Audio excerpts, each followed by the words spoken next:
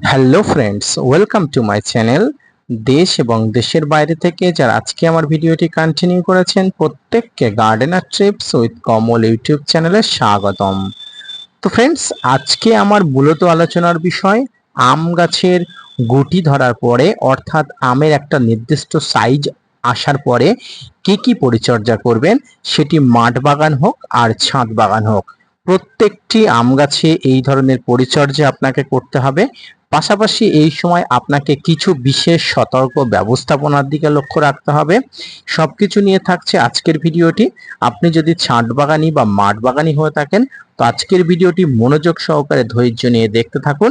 আজকের ভিডিও থেকে আপনি যেসব তথ্য পাবেন সেই তথ্য থেকে আপনি সমস্ত ধরনের সমস্যাকে সমাধান করতে পারবেন।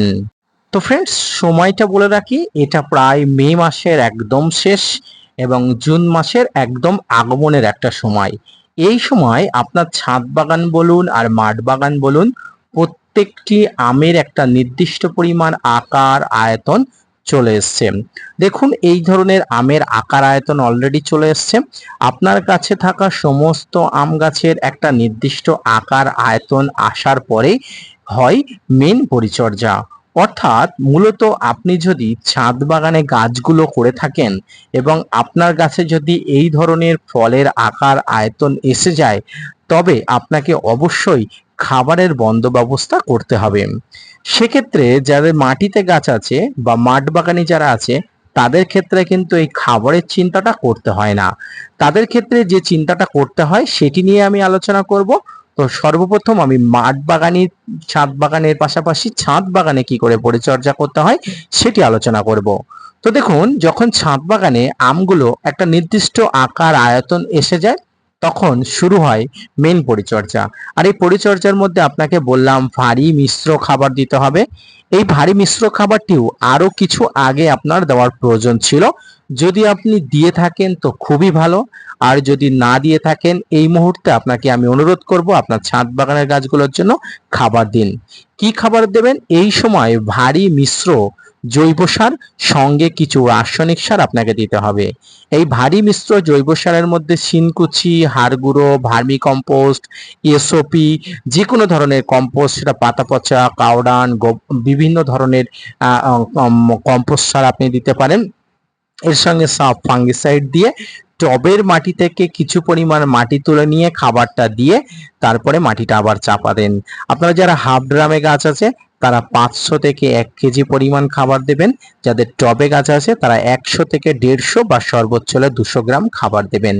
সমস্ত জৈব সার রাসায়নিক সারের পরিমাণ অবশ্যই নিয়ম অনুযায়ী মেপে মেপে আপনারা দেবেন।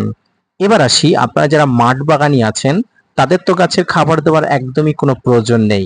কারণ গাছ যখন মাটিতে থাকে তখন প্রচুর পরিমাণ খাবার মাটি থেকে নিতে পারে। আর মাটিতে প্রয়োজনীয় সব খাবার গাছ নিয়ে ঠিক এমন আকার আকৃতি দ্রুত হয়ে থাকে। আপনারা যে গাছটি দেখছেন অবশ্যই বুঝতে পারছেন যে এটি একটি মাঠ বাগানের গাছ। অত্যন্ত ছোট একটি গাছ, থোকায় থোকায় আম ধরে আছে, যেটি অত্যন্ত দৃষ্টিনন্দনীয়। তো ফ্রেন্ডস, এটি বিখ্যাত একটি আম। এই আমটি মোটামুটি সবাই আমরা চিনি। এই আমটি হলো অম্রপালি আম। তো এই আমটি খেতে যেমন মিষ্টি, পাশাপাশি এই আমের আকার আকৃতি ঠিক চোখে পড়ার মতো। তো এই যে মাঠ বাগানের যে গাছগুলো আছে সেই গাছগুলোতে এই সময় কিছু উচ্চ মানের কীটনাশক এবং ফাঙ্গিসাইড স্প্রে করতে হবে। কেন? ফ্রেন্ডস, এই সমস্ত যে আমগুলো আছে সেই আমগুলোতে এই সময় পোকা হয়ে যাবার সম্ভাবনা বেশি হয়। অর্থাৎ এই সময় হোয়াইট ফ্লাই বলে এক ধরনের মাছি ঘুরে বেড়ায়। এই সময় দেখবেন কিছু কিছু আম পচে যাচ্ছে, বা কিছু কিছু আম দেখবেন উপর থেকে একদম ভালো থাকছে, কিন্তু সেই সব আম কাটলে দেখবেন তার ভিতর থেকে ছোট ছোট পোকা বার হচ্ছে। এটি সাধারণত হোয়াইট ফ্লাই এর জন্য হয়। এই হোয়াইট ফ্লাই কি করে? এই ধরনের আমে এসে ছোট্ট সুর দিয়ে ছিদ্র করে দেয় এবং তার মধ্যে ডিম পেড়ে দেয়। ক্রমাগত এই ডিমের মধ্য থেকে ডিম ফুটে লার্ভা বের হয়। একসময় লার্ভাগুলো আমের মধ্য থেকে ছিদ্র করে বাইরে বেরিয়ে আসে। এইভাবে এই হোয়াইট ফ্লাইগুলো আমের গুটিকে নষ্ট করে দেয়, পাশাপাশি আমের ভিতরে তাদের বংশ বিস্তার করে। তাই যদি সম্ভব হয়, আপনার হাতের নাগালের মধ্যে হয়, আপনারা অবশ্যই কিছু বেগিং ব্যবস্থা করবেন। পাশাপাশি এই সময় কিছু কীটনাশক আপনাকে স্প্রে করতে হবে। কীটনাশকের মধ্যে কি স্প্রে করবেন? কীটনাশকের মধ্যে আপনারা উচ্চ মানের কীটনাশক স্প্রে করবেন। এক্ষেত্রে আমি আপনাদের বলবো প্রোপেক্স সুপার জাতীয় যে কীটনাশকটি আছে সেটি অবশ্যই ভালো মানের একটি কীটনাশক, উচ্চ মানের একটি কীটনাশক আপনারা ব্যবহার করতে পারেন। এর সঙ্গে কিছু ফাঙ্গিসাইড আপনারা অবশ্যই নিতে পারেন। আপনারা সাপ, ম্যানসাপ, ব্যাবিস্টিন, রেডোমিন গোল্ড অবশ্যই নিতে পারেন। প্রতি লিটারে আপনারা 1 থেকে 1.5 ml কীটনাশক নেবেন এবং ফাঙ্গিসাইড 1 থেকে 1.5 গ্রাম অনুপাতে নিয়ে আপনারা অবশ্যই স্প্রে করবেন। এই যে স্প্রে করার কথাটা বললাম, ঠিক এই স্প্রেটি আপনার ছাদ বাগানে থাকা টবের গাছেও করতে হবে এবং টবের গাছের আমগুলোকেও আপনারা অবশ্যই বেগিং করবেন, কারণ টবের গাছ অল্প মাটিতে থাকে, সেখানে গাছ একটা নির্দিষ্ট আয়তনে থাকে, তাই গাছগুলোকে আপনি সহজেই নাগালের মধ্যে পাবেন, সহজে বেগিং আপনারা করতে পারবেন। এইভাবে আপনার আমগুলোকে অর্থাৎ ছাদ বাগান বা মাঠ বাগানের আমগুলোকে হোয়াইট ফ্লাই এর আক্রমণের হাত থেকে আপনারা রক্ষা করতে পারেন। এবার আসি ছাদ বাগানের এই আমগুলোর পাশাপাশি আপনারা কিছু পরিমাণ মাইক্রোনিউট্রিয়েন্ট ব্যবহার করতে হয়। মাইক্রোনিউট্রিয়েন্টের মধ্যে আপনারা অবশ্যই বোরন ব্যবহার করতে পারেন, মোবোপিন ব্যবহার করতে পারেন। 1 লিটার জলে 1 গ্রাম থেকে 2 গ্রাম নিয়ে আপনারা ব্যবহার করতে পারেন। আপনারা বোরন ব্যবহার করলে মোবোপিন ব্যবহার করবেন না, মোবোপিন ব্যবহার করলে বোরন ব্যবহার করবেন না। পাশাপাশি আপনাদের মাঠ বাগানে যে গাছ আছে এই সময় যদি সম্ভব হয় আপনারা একবার বোরন বা মোবোপিন যে কোনো একটি আপনারা ব্যবহার করবেন। প্রতি লিটারে আপনারা 1 থেকে 1.5 গ্রাম অনুপাতে নিয়ে আপনারা ব্যবহার করবেন। এইভাবে সামগ্রিকভাবে গুটি ধরা থেকে আম গাছের পরিচর্যা করতে হয়। পাশাপাশি এই আমগুলো যতদিন না পর্যন্ত পেকে যাচ্ছে আমগুলোকে আপনারা কন্টিনিউয়াসলি আপনারা কিছু পরিমাণ ফাঙ্গিসাইড এবং কীটনাশক স্প্রে করবেন, যেগুলো ছাদ বাগানের গাছ আছে বা মাঠ বাগানের গাছ আছে। কীটনাশক ফাঙ্গিসাইড অন্তত 10 দিন বাদে বাদে আপনাকে স্প্রে করতে হবে, তাহলে এই হোয়াইট ফ্লাই বা এই যে বিভিন্ন ধরনের ফাঙ্গাসের আক্রমণের হাত থেকে গাছগুলো খুব সহজে রক্ষা পাবে।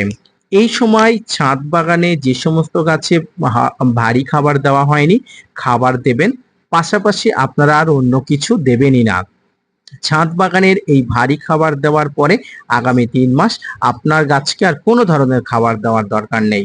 পাশাপাশি যে মাঠ বাগানের যে গাছ আছে সেখানে তো খাবার দেওয়ার কোনো প্রয়োজনই নেই, শুধুমাত্র ফলগুলো যাতে বেগিং করতে পারেন বা বেগিং করা সম্ভব না হলেও আপনারা দেখবেন যাতে ভালো মানের কীটনাশক এবং ফাঙ্গিসাইড দিয়ে হোয়াইট ফ্লাই বা ফল ছিদ্রকারী পোকাগুলো এই ধরনের আমে যাতে কোনো ধরনের ক্ষতি না করতে পারে সেদিকে আপনাকে প্রখর দৃষ্টি রাখতে হবে। তো ফ্রেন্ডস, আজকে মূলত আম গাছের গুটি আসা থেকে আম পাকা পর্যন্ত যে ধরনের পরিচর্যা করতে হবে, যে ধরনের সমস্যায় মূলত আমরা পড়ি, সবকিছু নিয়ে পুঙ্খানুপুঙ্খভাবে আলোচনা করলাম। আপনি যদি মাঠ বাগানি হন বা ছাদ বাগানি হন, প্রতি ক্ষেত্রে আপনাকে একই ধরনের পরিচর্যা করতে হবে, কীটনাশক এবং ফাঙ্গিসাইডের বিষয়টা। পাশাপাশি আমি আগেই বলেছি মাঠ বাগানীদের খাবার দিতে হবে না গাছে, ছাদ বাগানীদের জন্য গাছে খাবার না দিলে এখনো পর্যন্ত আপনাকে অবশ্যই খাবার দিতে হবে। তো ফ্রেন্ডস, আজকের ভিডিওটি এই পর্যন্ত। দেখা হচ্ছে পরবর্তীতে নতুন কোনো ভিডিও নিয়ে, ততক্ষণের সঙ্গে থাকবেন। ধন্যবাদ।